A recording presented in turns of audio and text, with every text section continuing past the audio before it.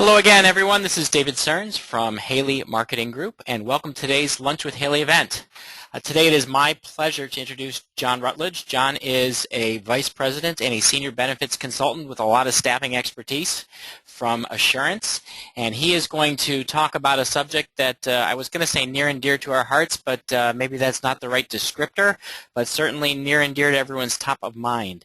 So John, I'm going to let you take it from me. I'll switch controls over to you, and you can tell us everything that staffing firms need to know and be doing in final preparation for the Affordable Care Act.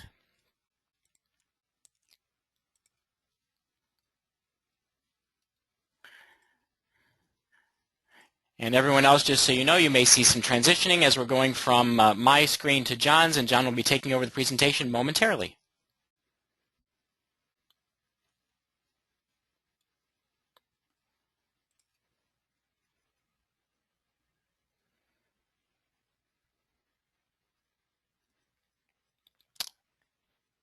And John, I don't know if you've got your phone muted, but we're not hearing sound.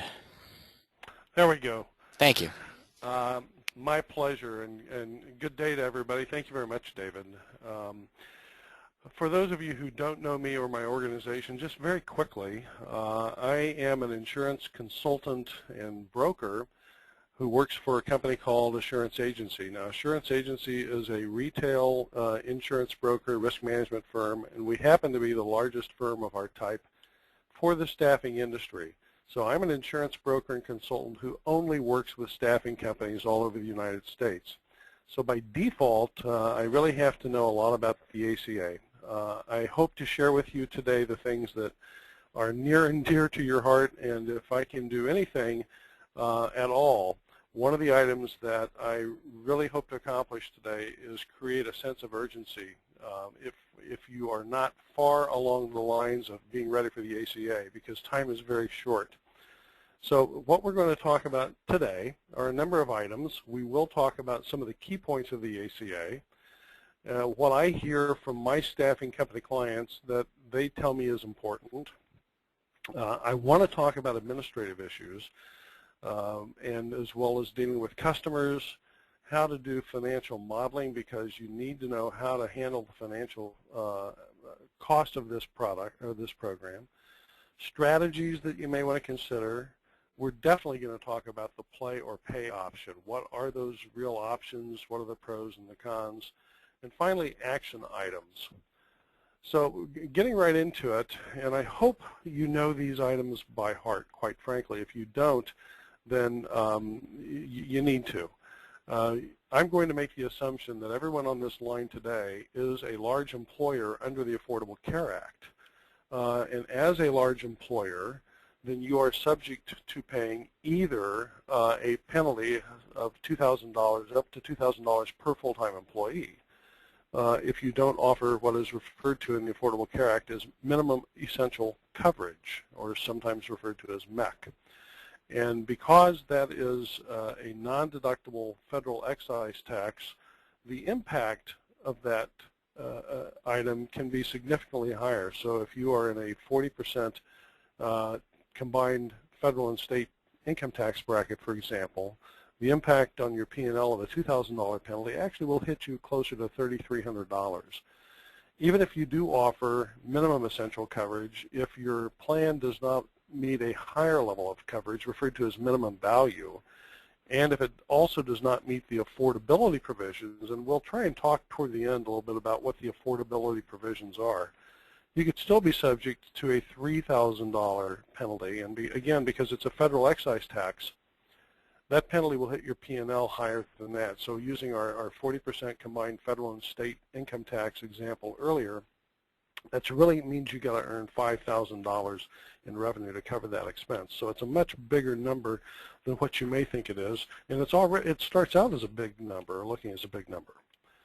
Other key points are, we talked about being a large employer. If you are a large employer but you happen to be between 50 and 99 full-time equivalents, then you actually get a pass in qualifying or having to comply with the mandate until 2016. However, if you're a large employer with 100 or more employees, then this act actually hits you in 2015. And you have the option again to pay or play. If you do choose to pay the penalty, it's important to note that you actually have an exemption of 80 employees. So you wouldn't have to pay the penalty on the first 80 employees. But that exemption reverts to 30 employees beginning in 2016. A very important topic for many of you is referred to in the regulations as transitional relief. Some of you have heard, no doubt, that if your plan, your health plan I'm speaking of, doesn't renew on January 1st. In other words, it's what we call a non-calendar year plan, that you don't have to comply with this act until your next renewal. And that may be true, but for most staffing companies, that is not true, and that's because there are criteria that each employer has to meet in order to make sure you can comply with that deferred effective date. So let's walk through those criteria just for a few moments. First of all, you had to have had an employer group health plan as of December 27th, 2012. That's because the regulations came out on December 28th of that year, and the IRS in its infinite wisdom simply won't allow us to take advantage retroactively of any regulations they offer. Then you have to look backward from that date to what was your prior open enrollment. And as of the last date of that open enrollment, then you have two questions to pose. And that is, did your health plan either cover a minimum of 25% of your total workforce? So those of you who have internal staff health plans, for example, but don't have plans or didn't have plans in place for your contingent workforce, you have to consider your whole workforce. This is not just applying this 25% calculation to your internal staff. And most of you are not going to be able to say yes, that you covered 25% of your total workforce. So then you go on to the second option, which is, was a minimum of 1/3 of your total workforce eligible for that plan? Now, some of you who offered mini-meds will be able to say yes, and so far you're good.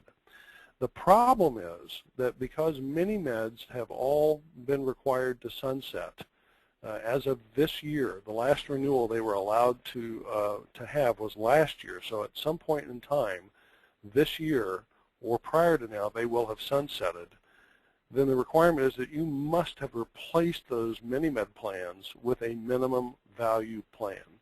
And what most employers have done is either eliminated those mini-med plans and not replaced them at all, which invalidates this provision, or replaced them with what we call fixed indemnity plans. These are the plans that are marketed heavily by organizations that promote their products to staffing companies. A fixed indemnity plan is not a qualified health plan and certainly will not meet the minimum value standard. So even if you've offered a skinny plan, which is a MEC plan, that is not a minimum value plan. So most staffing companies are not going to be able to qualify for the transitional relief. If so far you've said yes to all of these boxes, then you may wait until your anniversary date in 2015, not January 1st. But when you do get to your anniversary date, in order to wait until then, you do have to offer a minimum value plan. In other words, a MEC plan or skinny plan is not going to be an option for you. If you do that, then you're opening yourself up to the penalty. The penalty will apply for the months in between January 1st and the date that you start your plan. So the last criteria is you cannot have made a change in your anniversary date or your renewal date since December 27th, 2012 to an earlier date. So a lot of you probably got early renewal offers last year from for your internal staff plans. And it sounded like a pretty good deal at the time. The insurance carrier came to you and said, we'll lock in your renewal rate now if you change your renewal date to December 1st or November 1st. That actually was something insurance companies were doing to promote themselves and keep it without having to change their programs to meet the ACA qualifications. But if you took that offer, then all bets are off.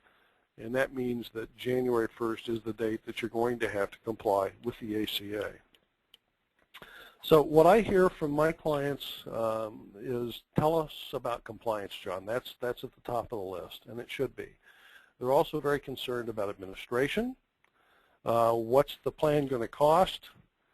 is coverage going to be available? And talk to us about this variable hour versus full-time employee definition. So we're going to talk about those one at a time in that particular order. And as you can see on the screen, each one of those major topics has its own certain subcategories. And one of the things I'll mention first about compliance is, while we're really focused on the Affordable Care Act, many staffing firms have really been insulated from a lot of the other employee benefit laws that are already on the books. And that's because for employee benefit purposes, most of you have tended only to treat your internal staff as being eligible for real benefits. And so you may not be aware that there are other employee benefit laws that apply to employers of certain sizes. A couple of really big legal challenges that you'll have, or compliance challenges in the employee benefits arena that you really need to pay attention to, include what we call the Medicare secondary payer provisions. This is a law that applies to different size employers. So depending on the size of your total workforce, there are different laws, or the law applies differently to you in terms of how your health plan interacts with Medicare. And the fines and penalties for not complying with that are enormous. You're also subject to ERISA, whether you realize it or not. ERISA is a federal law that governs employee benefit health plans. And so there are requirements under ERISA for you to distribute certain documents to plan participants. So even beyond the Affordable Care Act, there are a lot of compliance issues that you need to be tuned into. I want to talk a little bit about the variable hour employee versus full-time definition, because this is also something that I find a lot of confusion around. A variable hour employee is an employee who you cannot determine at their start date as to whether or not they'll average 30 hours a week or more. You're not allowed to take into consideration the length of the assignment. That is specifically written into the regulations. A full-time employee is one who averages 30 hours a week or more.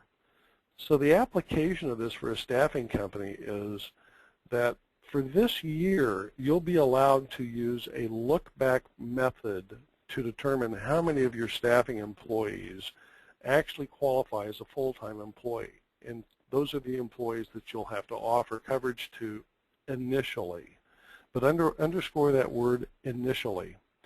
Going forward, you're going to have to look at each employee, and frankly, if at the end of 90 days, and I say 90 days because that's the maximum waiting period the law allows an employer to have before you put that employee on a health plan.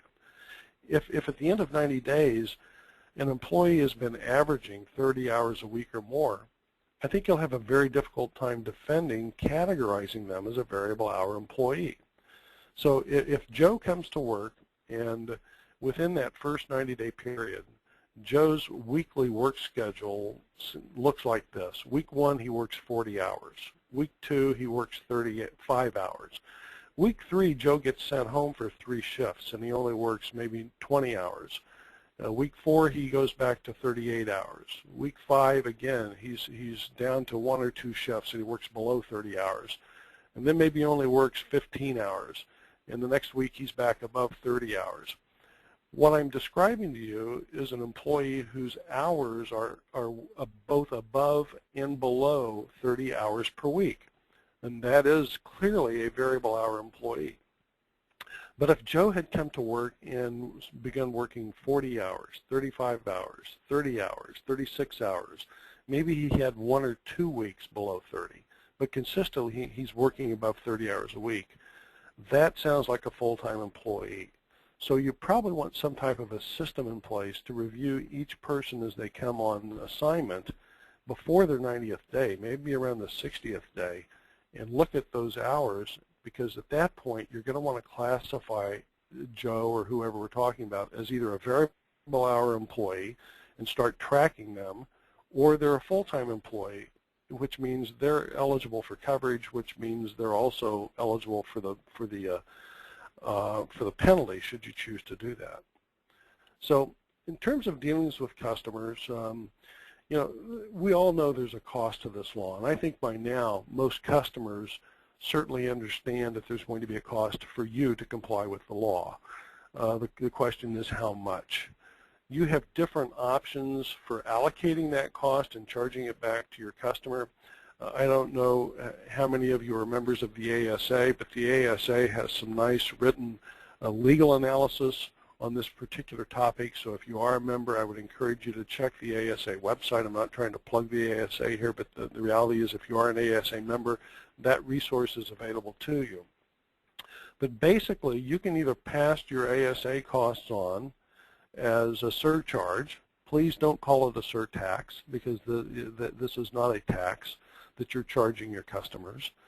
Or you can charge on a per employee basis. You can socialize the cost, which means you increase your bill rate and pass the cost on in terms of an increased margin. And most of my clients are doing that, but using a three-bucket approach. But let's talk about each one of these just very briefly.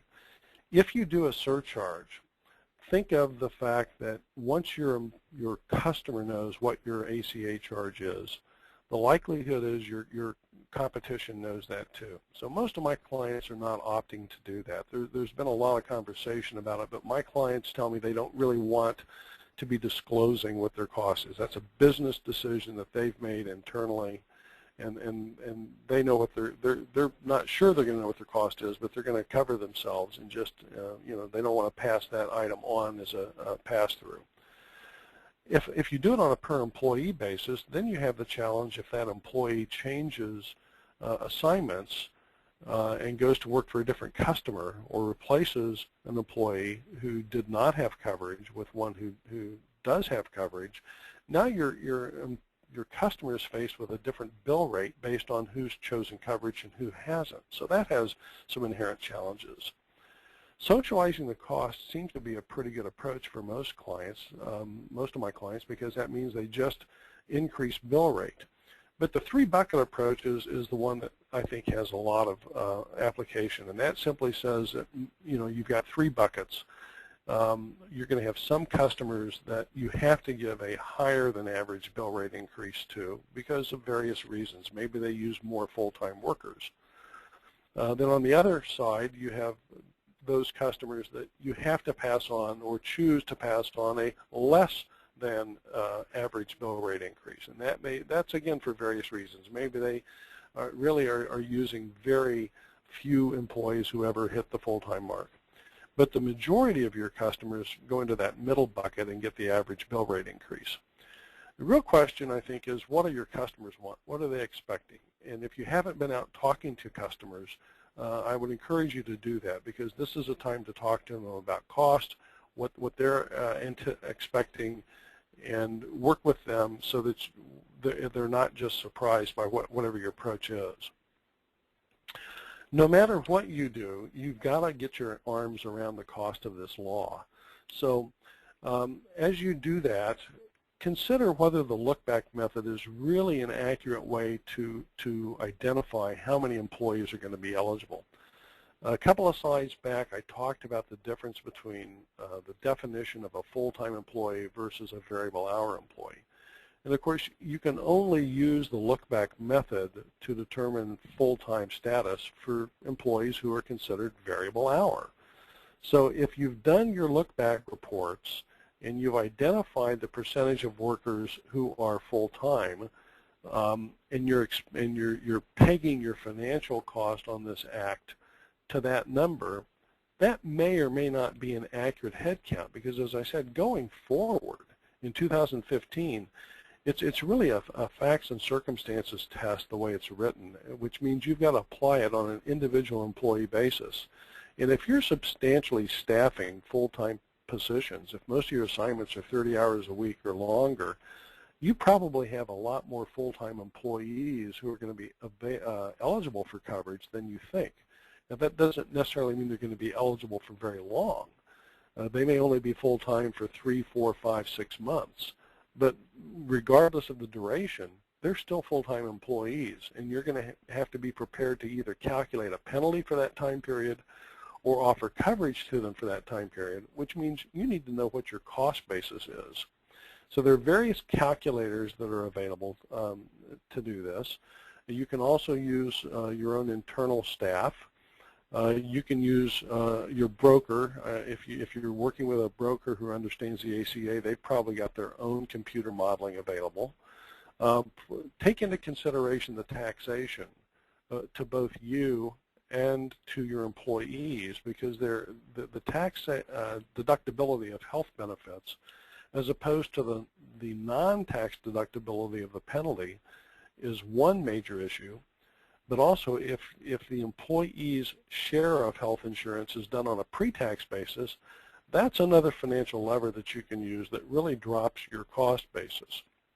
So as you look at the different ways to charge your customers this, and as you analyze what your cost is, honestly, the bottom line here is you have a very unique opportunity to improve profitability, because this gives you the opportunity to adjust your bill rate, and depending on how effectively you can manage the cost of the ACA, you may be able to improve margin for the long haul. So I'm going to share some slides with you that we cannot make available in your handouts because these are proprietary to our organization, but you can see how we model for our clients the different scenarios under the ACA. Now, this is a real client of ours. Now, we've rounded up the revenue number to $65 million, and you can see there are 3 columns. The first column is meant to mirror their profit and loss statement, their current P&L. The second column represents if we offer a minimum value affordable health plan and 25% of the eligible employees take it. That's what that column is. And then the third column on the right says, well, what if we don't offer qualified health insurance? What if we just pay the penalty? And as you can see, the difference in price in terms of per billable hour is significant. So for this particular client, if they pay the penalty, they're taking a hit to the tune of 87 cents per billable hour. But if only 25% of their eligible staff take a minimum value plan using market rates, then it's only 7 cents per hour. Now, we modeled this out further, and we said, what if 50% of those eligible employees take it? Well, now that changes things. The far right-hand column still shows that same 87 cents per hour because the penalty situation doesn't change. But at 50% now, this client's cost for the bill rate adjustment needed has gone from 7 cents to 23 cents an hour. And if we go to 75% participation, you can see it jumps up to 31 cents an hour. Now, I would caution anybody to use these hourly numbers for your own benchmarks. Every client that I've done this computer program for is different because there are so many variables that play into this. You just can't count on this. Now, interestingly enough, this particular client said, well, what if we paid 100% of the cost for each one of our eligible employees, and we went to a self-insured plan, because at that point, since we're paying the full cost, we're really covering all the risk. So we actually did that, and as you can see, the cost per hour actually dropped pretty significantly. So this is one of the things that caused me to say, if you do this right, this gives you the opportunity to not only understand what your cost basis is, but you can manage this. And if you manage it effectively, you have an opportunity to increase margin. So let's talk a little bit about strategies. What I'm hearing from my clients, and maybe we should have talked about strategies first, but because I think strategy should drive more of the cost discussion as opposed to the other way. But one of the strategies that I hear from my clients is, well, we just want to minimize the cost. We want to get our head down. We want to get through this. We want to do whatever we have to do, but we're going to keep our cost to a minimum. And that is one viable strategy. I also have a lot of clients that have said, we think that we can, I don't know if I'd use the word embrace the ACA, but the ACA actually gives us an opportunity to go to our customers and sell and promote a different value proposition than what our competitors are promoting. And so we think it gives us an opportunity to grow our business. We think it gives us an opportunity to have customers shift more business to us and to find new customers who are dealing with staffing firms that don't have their arms around this. We've already talked about improving margin. That is a very definite strategy that you ought to consider. Also, partnering with customers is another strategy to reduce turnover, to improve talent, to get a higher quality placement for your customers. And of course, the last strategy here is really a combination of all the ones that we've talked about, all of the above or any combination of the above.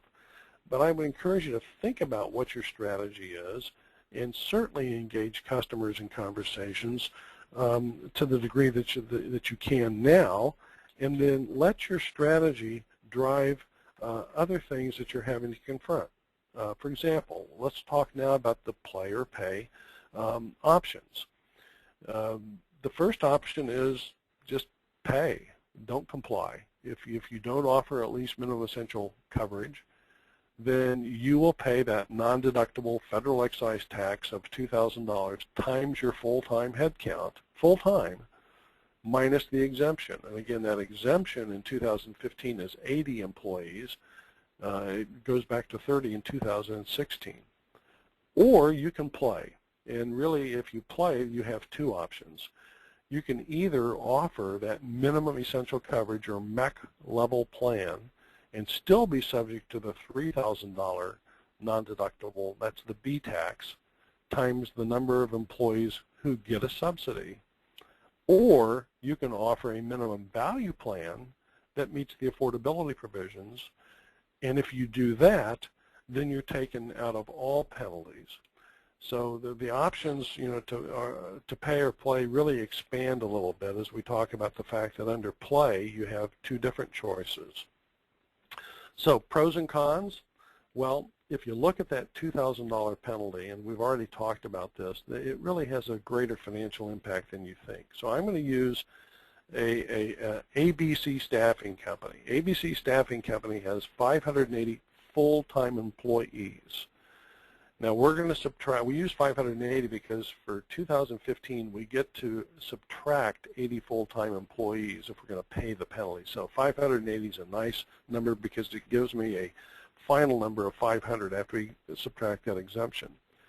And they do have that combined federal and state income tax rate of 40%. We've got a sub-S owner here, subchapter S tax status.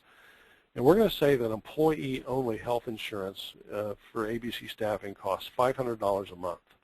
And if they're going to share cost with their employees, and based on their employees' average wages, the employee's cost share of that $500 is $150 a month, which means the staffing company's share is the balance, or $350 a month.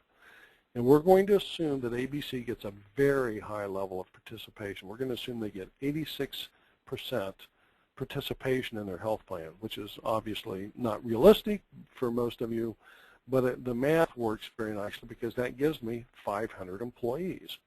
So let's do the math.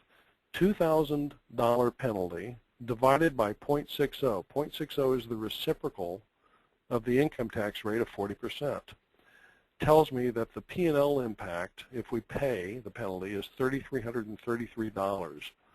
Times 500 employees is $1,666,000 versus paying $350 towards insurance times 500 employees, which gives us a $2 million, $100,000 expense. But because it's tax deductible, the net impact to ABC is $1,260,000. Now this is the kind of math that your financial calculator or modeler should take into consideration. And what we've determined after doing these types of calculations over and over again is really paying the penalty is only an option or makes financial sense for very small firms by and large, or if you're not a tax-paying entity. The question is, if you do go the pay route, what impact is that on recruiting talent? And that's a question that I think a lot of staffing companies forget to include in the conversation when we're talking about the Affordable Care Act. Another option is to offer minimum essential coverage, which eliminates the $2,000 penalty, but still pay the $3,000 penalty for each employee who gets a subsidy. To do that, you can offer what's referred to as the skinny plan. I'm sure you've all heard about and have a level of familiarity with the skinny plan. But let's talk about what the skinny plan is, and most of you should know this, but if anybody is on this webinar who doesn't understand the skinny plan, please be aware of what it is and what it isn't. The skinny plan is a 100% preventative-only plan. In other words, it covers preventive services, and those services are covered at 100%. Now, what you and I may think is a preventive service versus what's actually covered on the plan is probably two different things. There's virtually no coverage under the skinny plan for any illness, for any injury, no accident, no diagnosis of that, whatever. And I'll give you an example. If I go to the doctor for my annual physical, and that's just a routine physical, that sounds like it's a preventative service to me, and it probably is, at least so far it is. So I go to the doctor, and the doctor tests my blood pressure, and lo and behold, my blood pressure is high. Well, the doctor records that as a diagnosis. That diagnosis now throws my procedure code, which is the code that the insurance plan has to go off of to categorize what kind of procedure this is. Is it a preventive procedure or is it not? Because there is now a diagnosis, the procedure code cannot be billed as preventative. So that entire office visit is now thrown out of being eligible as a preventive service, so it's not covered under the skinny plan. So the skinny plan covers a very restricted list of procedures that are defined as preventative by CMS, the Center for Medicare and Medicaid Services. It's very specific to each person's age and gender. The most preventive services are actually available for children, and most of them are screenings and immunizations. The second most preventive services apply to women, and most of those are screenings, and the fewest apply to men. So just be aware of what is covered and what's not covered under the skinny plan, and think about whether or not employee reaction and customer reaction to the skinny plan is important to you. What about the pros and cons of the skinny plan, which we've kind of already covered a lot of those? Well, on the pro side, it does provide some level of benefit. It's better than no coverage at all. It can be offered on a voluntary basis to employees. In fact, you can charge the employee the full premium. The ACA does not speak to how you cost share a MEC only or skinny plan. It definitely eliminates the $2,000 penalty, and by default, it also eliminates the individual's mandate penalty, and it can be paired with other options. But be careful. There are new regulations that are not widely discussed right now about the options that are being paired with skinny plans. These new regulations require what we refer to as fixed indemnity plans to meet certain specific goals and objectives. And the vendors that are selling these plans will tell you that their products meet those criteria. But the reality is the liability is on you, the employer, not on the insurance company and not on the agent who's selling it. So I want to give you an example, because we've looked at, I don't know about every, but we have looked at many fixed indemnity products that are on the market. And what we have found is that all of the products we've looked at are legal to be sold because they're approved by the state insurance regulators. But they may still carry the potential for the employer to be fined. And in this case, the fine for using a plan that doesn't meet the ACA requirements can go up to $100 per day per person. So I'm not saying that all the plans that are on the market don't meet these criteria. I'm not saying that at all. My point is a warning to you, the employer. The employer is the one that carries the liability for these plans. So make sure that rather than relying on what the salesperson says or even what the insurance company says, get an independent benefit advisor or an ERISA lawyer to make sure that what you're offering is compatible with what the law says, because again, the liability is on you. Now, cons of the skinny plan, the downside is I don't know how to tell you to budget for how many $3,000 penalties you're liable to get. If you're in certain states where the enrollment numbers have been very high through the exchange, you could be opening yourself up for a big number. And even if you're not, it's just difficult to know how many employers are going to get a $3,000 subsidy, or a subsidy and hit you with a $3,000 penalty. Also, you should consider, as I mentioned earlier, how are employees likely to respond to the skinny plan? I do have clients that adopted the skinny plan for this year for various strategic reasons, and I will tell you that they are not pleased by and large with the response that the employees have had to it. So just be aware of that. And right along with that is, how will your customers feel?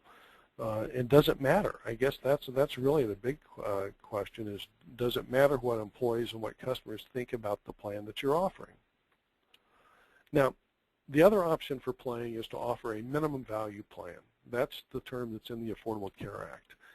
By definition, minimum value also meets minimum essential coverage, which means it eliminates both the $2,000 penalty and the $3,000 penalties, as long as you're offering it under an affordable basis.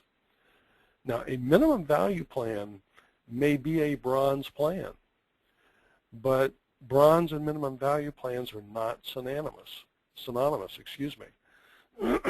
So while your plan, if you're a large employer, is not required to meet bronze level status, and there's a lot of confusion about that. If you're a large employer, you're really required to meet minimum value status, which doesn't necessarily mean bronze. So you do have options, though, for meeting the minimum value standard. Up until now, the primary minimum value approach was to get a bronze level high deductible major medical plan. And by high deductible, I mean $5,000 or more, all the way up to $6,350.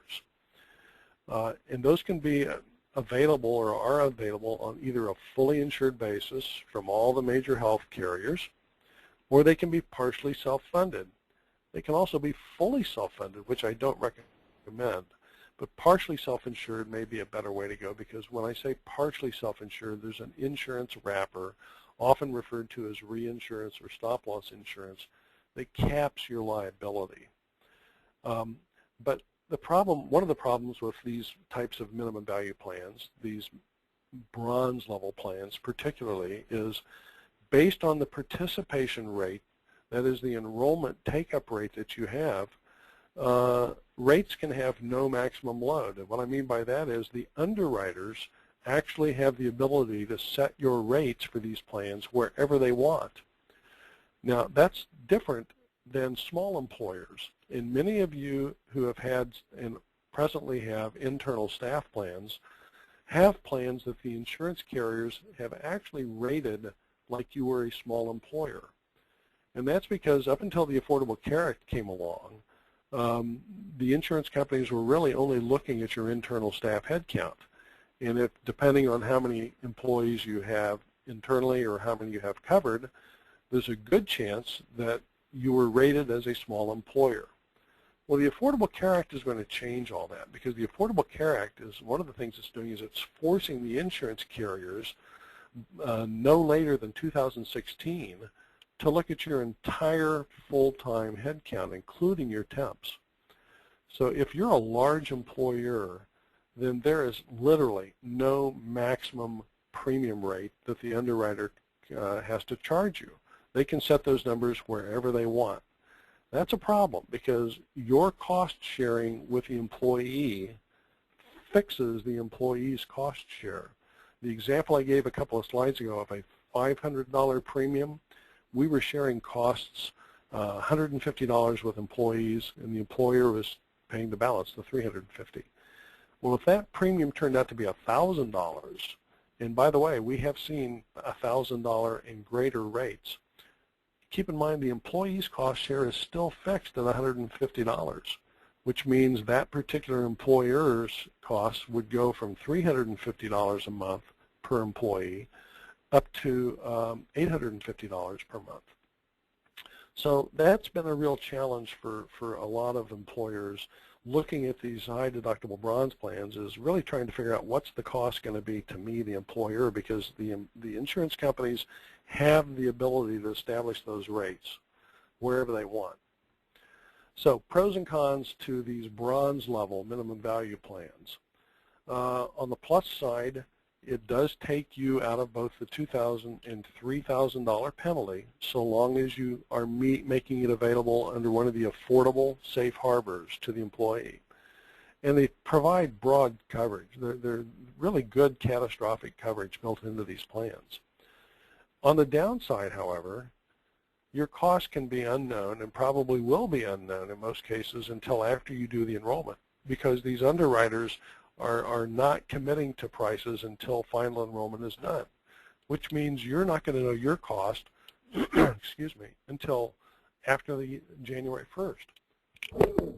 So if you've already taken a bill rate increase out to your customers, and that bill rate increase was based on a particular cost of health insurance in a particular participation rate, and your actual cost is double what you're expecting, you've got a problem.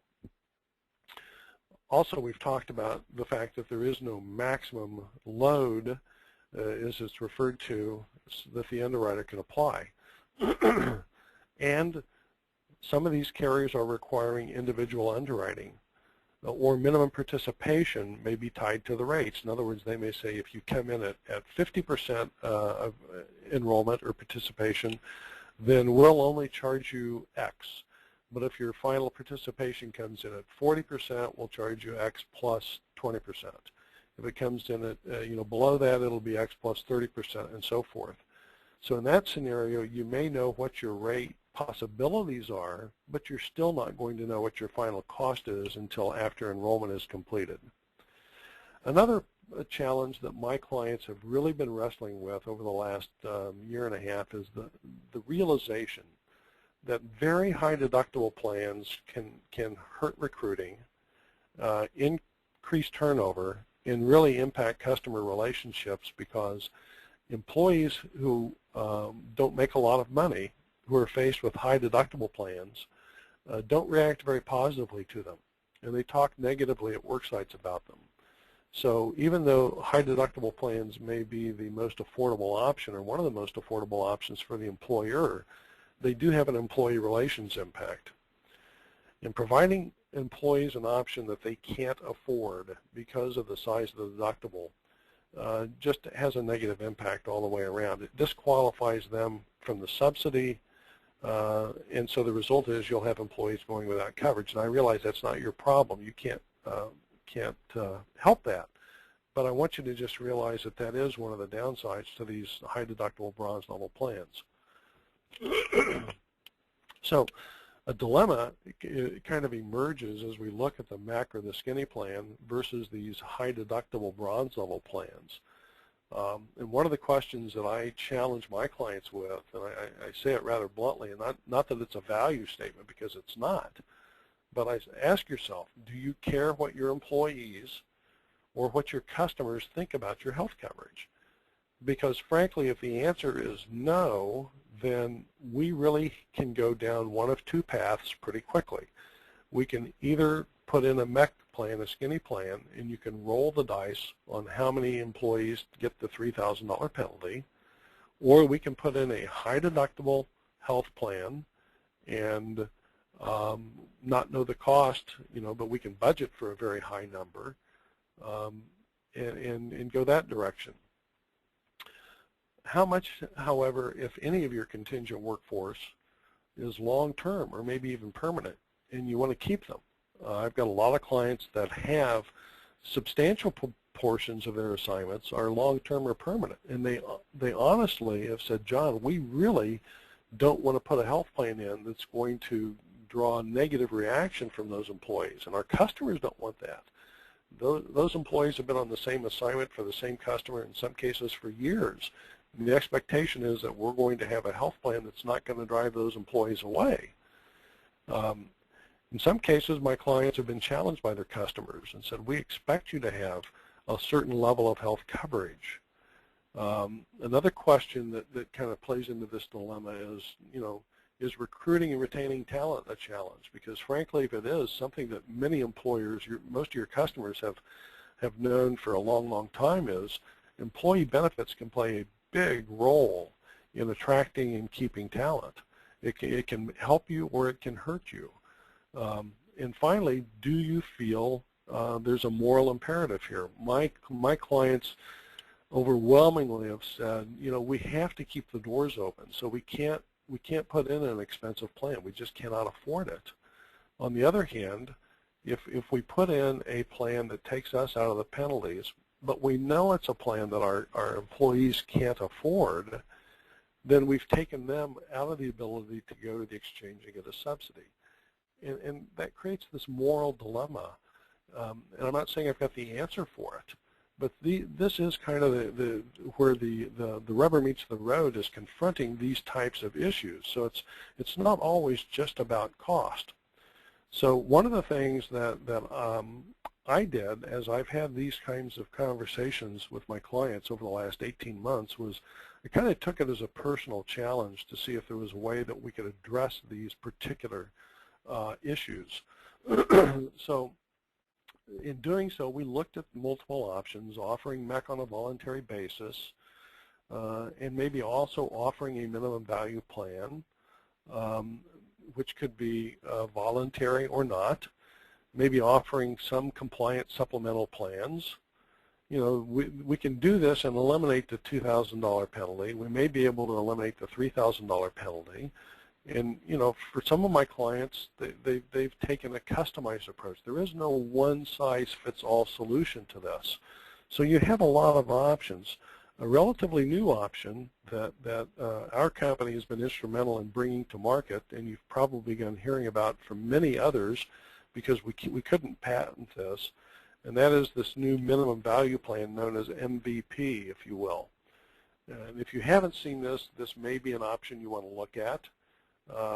On the upside, rates are available now for these plans, and there is no underwriting.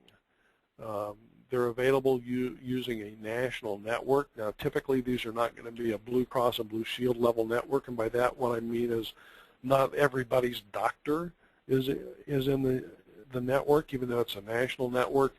And there are plenty of doctors available. It's not one of those networks where you have to throw a dart to find a doctor. It absolutely does eliminate both the $2,000 and $3,000 penalty, again, as long as you meet the affordability provision. The average rate for employee only is around $200. Actually, the national rate is $195 a month. Now, that's both the employee and employer's share, so it's the most affordable minimum value option we've seen. It's easy to quote. All we need, or your broker needs, is to get a census. It is a partially self-insured or partially self-funded plan, but when the maximum cost level of that $195 roughly is your cap. Typically, clients want to do this on a pay-as-you-go basis, not pay in the full maximum number because it's a cash flow advantage to you, but you're always capped at that maximum number. And again, the national average rate on this is $195. That doesn't mean your rate would be that. I've seen rates as high as $220 a month. I've seen them as low as $165 a month. But one of these plans, if strategically used with the right broker, you can actually see ways that this plan can be used as a profit center. I would encourage you, if you're working or interested in one of these types of plans, make sure you're doing it with a qualified broker, a qualified benefits advisor. And that doesn't mean that every agent that can get you a quote really is a benefits advisor. There are a lot of people marketing these plans who are product salespeople. They're licensed insurance agents, but they're marketing it as their product, their solution, or it's wrapped up into their solution. They may or may not be qualified to give you good benefits advice. They may or may not be qualified to help you strategically, and they may or may not be qualified to do financial modeling. They may not have compliance assistance and so forth. So make sure you've got a competent benefits advisor working with you. These types of plans have very low cost out of pocket to the employee. They don't cover all the services that a major medical plan does, but there's low or no deductibles, and it's not going to meet bronze level status, but it does meet that minimum value level, which is required. These plans are not going to be for everybody. They were designed for low-wage hourly workers and to meet the needs of the majority of people who really want to be able to afford to go to the doctor and get testing done, get prescriptions, have emergency room services and so forth. Because it has a low overall costs can be shared with employees using one of the safe harbors and make it a very affordable deduction for the employee.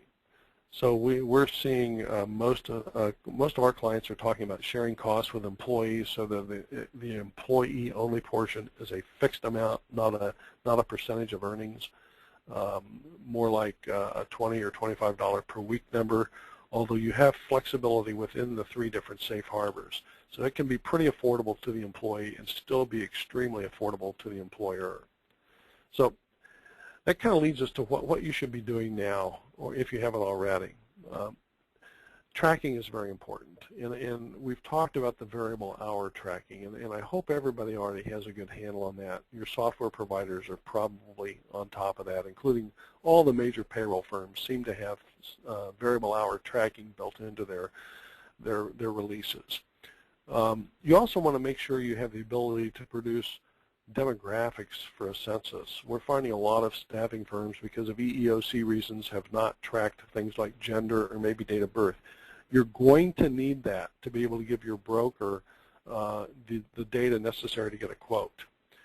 Consider not only running a 12-month look back to produce your census, but also a 3 or 4-month look back. And the reason I suggest you do that is, as I mentioned early in this webcast, as you implement the Affordable Care Act, you're going to need to be looking at each employee as they come on board, and if they're working full-time, that is 30 hours a week or more, at that 90-day mark, that sounds like a full-time employee. So it may be in your best interest to run a 3-month or even a 4-month look back to see how many of those employees you're likely to have to offer coverage to. Definitely you want to have a handle on your cost basis by now, or next week, very, very soon. And deal with customers in terms of your strategy. Think about how you're going to enroll employees and what other health plan you have. Many of my clients are going to default to an auto-enrollment method. That is, they're going to force employees to opt out. And that's because you want to be able to prove that an offer was made. Understand that you have the option to have employees choose their cost share, their payroll deduction amount, on either a pre-tax or post-tax basis. And we really encourage pre-tax when you can, because you save a substantial amount of money if an employee chooses a pre-tax enrollment, because that reduces your payroll burden. One of the things that you want to think about on enrollment is when to make the offer. I would be very careful, if I were you, of anybody who is forcing you to have employees make a decision on the health plan when they're first hired. We're not sure how that's going to be looked at by the regulators if you're effectively telling employees, choose a plan to enroll in, or say, in other words, say yes or no, even before you're eligible for the plan. Just think about that. There could be some issues, and again, that's one of the reasons I think you want to be talking to a qualified benefits advisor. A lot of marketers of health insurance products are recommending that. Get some ideas from a qualified broker before you go down that path. Is the administration going to be done in-house, or are you going to outsource it? There are technology companies that do benefits administration, and they may be worth your time to look into those. When are you going to take deductions, and how do you handle gaps in assignment? Is that going to be a COBRA event versus a break in service? If you're have a break because it's a variable hour employee who's in their stability period, then you have the rules of parity to consider. And by the way, I'm going through these questions not because I have the answers. These are questions you need to be looking at internally and asking yourselves and dealing with your broker on. What about a risk management approach? This is very important. Most staffing companies understand the significance of a risk management approach when it comes to workers' comp. But believe me, this healthcare expense is likely to do nothing but grow for you. As the individual mandate penalty grows, that's going to cause more employees to look back at their employer for their health plan options. And I predict over the next 2 or 3 years, you're going to see the number of employees on your health plan grow. So you need to have a strategy to deal with what I think is going to be a growing cost. And then lastly, what time is it? It's really late in the game. I hope all of you have your ACA decisions and strategies set. But if you don't, get going fast, because the resources that are going to be available to help you, whether it's from a broker or from the health insurance carrier side, are going to be very, very strained in the coming months. We're all getting incredibly busy, and if you're not working with somebody far down the road on these items, you need to be as quickly as you can. So I'm going to kick it back over now to David. We have a few minutes left for questions. And if David's willing to go over a few minutes, if we have enough questions, I'll be glad to stay. Thanks, John. That was terrific information. We've had some really good, fairly technical questions come in, and I will be more than happy to stay on the line until we go through all of these. If there are questions that anybody has after the events, please take down John's email address and ask. He'll be more than happy to help you get the answers. So, John, let me start at the top of the list. First question was, can you offer the MEC skinny plans in all states? We're in Massachusetts, and we heard from our brokers that unless hospitalization is included, it will not count as coverage. Okay, so there's 2 questions there. Can you offer the MEC skinny plans in all states, including Massachusetts? And the answer is you can offer it in all states, but particularly in Massachusetts, there's a separate law on the books that if your health benefits don't meet a certain level of coverage, then the individual who's covered under the plan is subject to the Massachusetts penalty, which is about $20 per month for most employees. So MEC, yeah, is available. It may or may not be the best solution for you, depending on that, but it certainly is available. Now, as regards the requirement to cover hospitalization, MEC by itself has no such requirement. There is nothing in the law that says hospitalization has to be covered, and that's why MEC can exist. What the law says is that you must cover preventive services at 100%, which is what MEC does, but it only meets that MEC standard of coverage. Keep in mind that there is a second level of coverage that if you want to get out of the $3,000 penalty, that you must offer, which is minimum value. And the minimum value standards are simply an actuarial calculation. And I know there's a lot of controversy about these new minimum value plans as to whether they have hospitalization or not, and whether they have to or not. If you read the Affordable Care Act, if you look at the CMS calculator, and the CMS calculator is the actuarial tool that the government has put out that certifies whether your plan meets minimum value or not, there is an option for excluding hospitalization. So I'm not a lawyer, so I can't give legal advice. What the advice I would give anybody that's looking at one of those plans that doesn't cover hospitalization is get your own legal interpretation. Force the vendors to provide you with their legal backup. That's what we do to make sure that they're on sound footing. But I know of no law that requires hospitalization on a national basis. Okay, good. Thank you. Next question. For the MVP plan, you said it was partially self-funded. What's the maximum cost to the employer for catastrophic events like cancer or heart attack, heart transplant? Well, each minimum value plan, each MVP plan is going to be different. So the ones that we're seeing actually cap the employer's maximum cost on a per head count basis per month.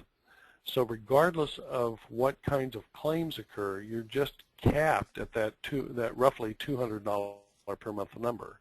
So again, since I'm not promoting a particular product or sharing a particular proposal with anyone, you'd have to get a quote on the plan and look at it yourself. But the most popular plan that's out there generally is coming in at a monthly cap of $200 per employee, and that does include the cap on total claims, period. Okay, great. Next question. Are there only specific reasons that an employee can decide not to take the insurance we offer? Can they just decide they don't want it? Well, employees can choose for any reason that they don't want it. When enrolling employees or offering employees the option, I encourage you to get a specific reason. There are administrative reasons for that.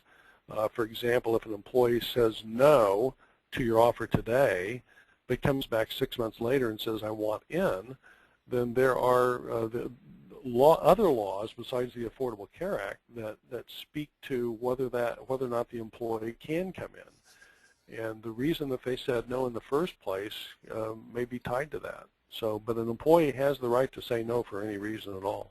Okay, good. A couple specific questions about next year. For 2015, I've heard that we can still have two separate plans, one for internal employees and one for temporary employees. Can you confirm this is true? And if so, can we have two separate brokers, one for the in-house and one for the temporary plan?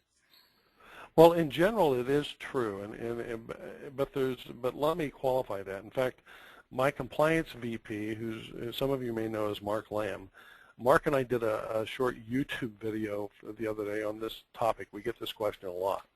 And here's really the reality. There is nothing in the Affordable Care Act that precludes any employer from having more than one health plan, period.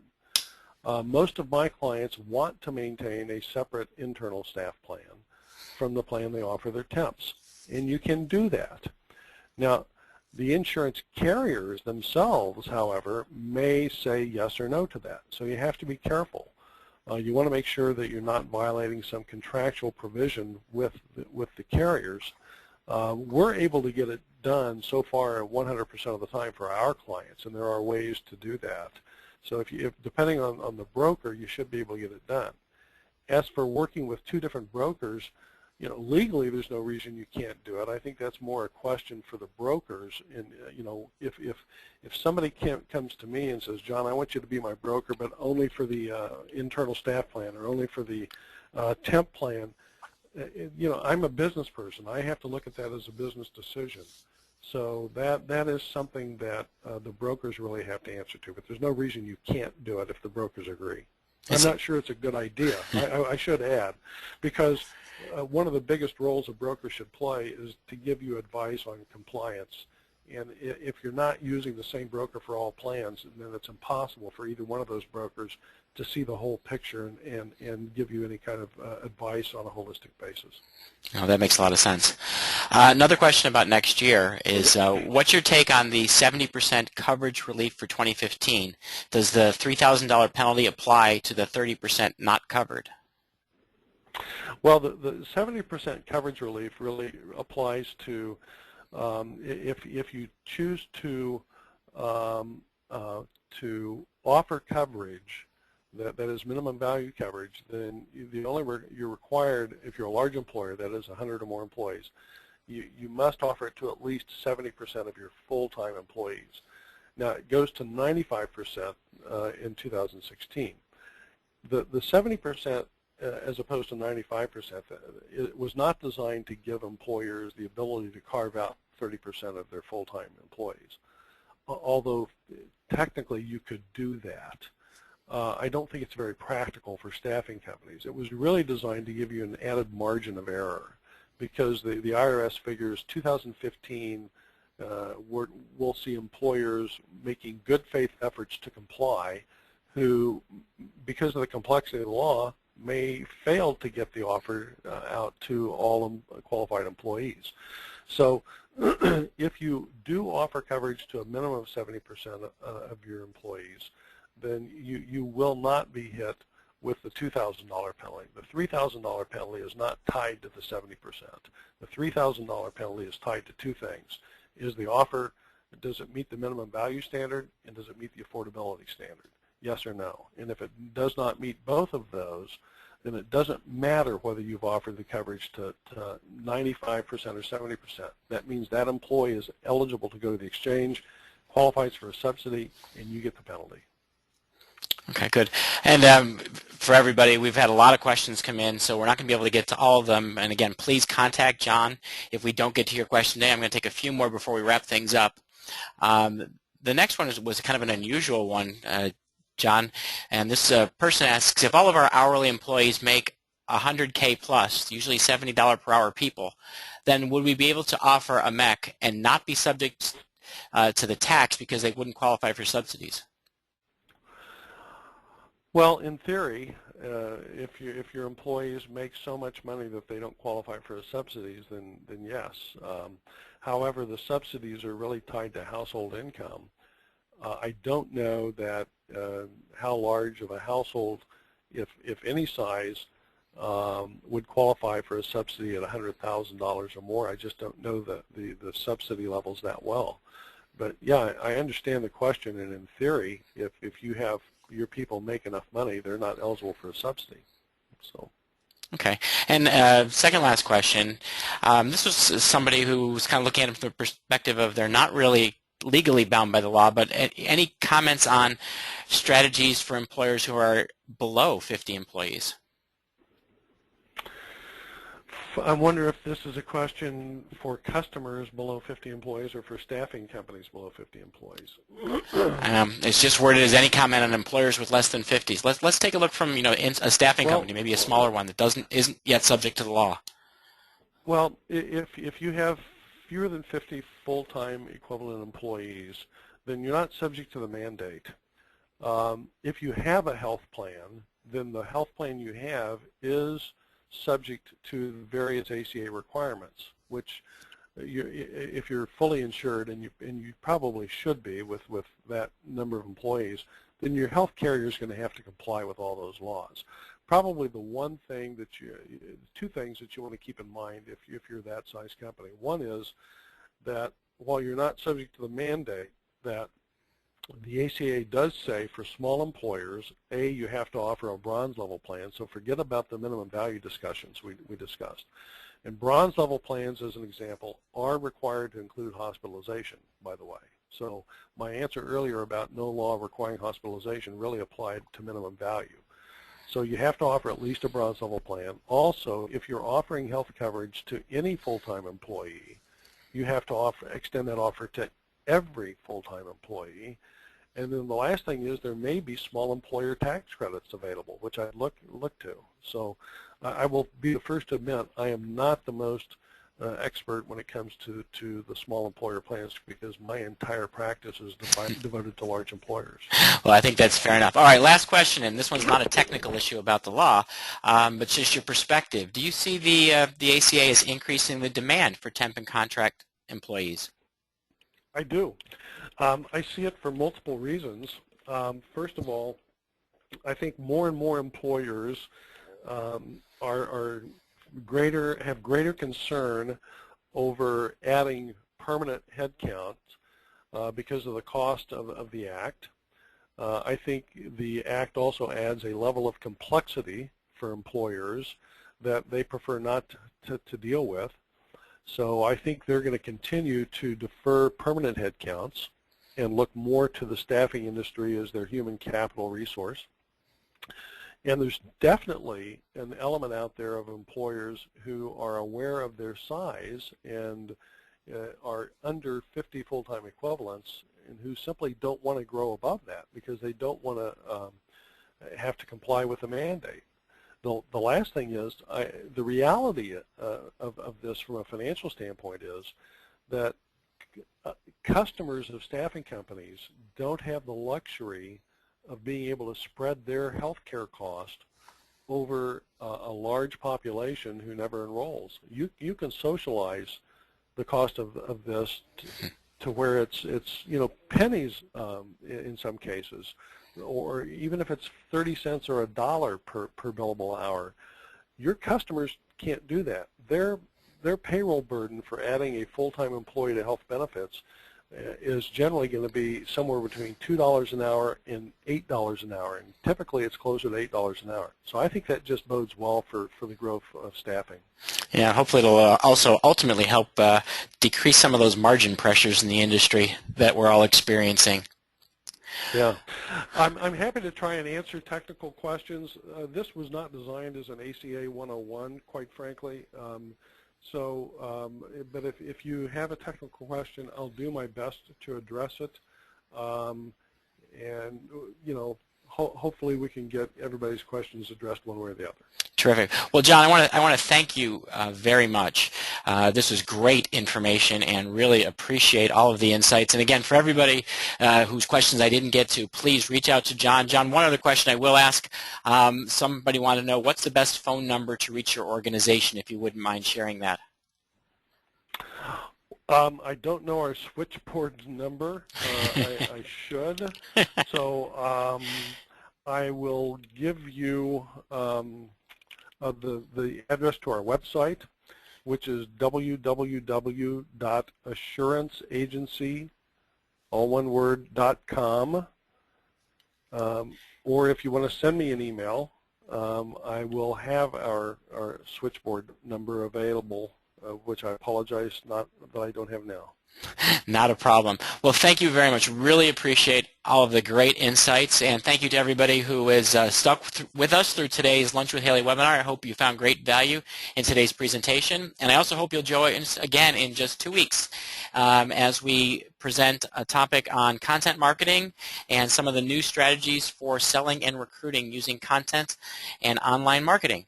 Thank you, everybody. We'll see you in a couple weeks at the next Lunch with Haley.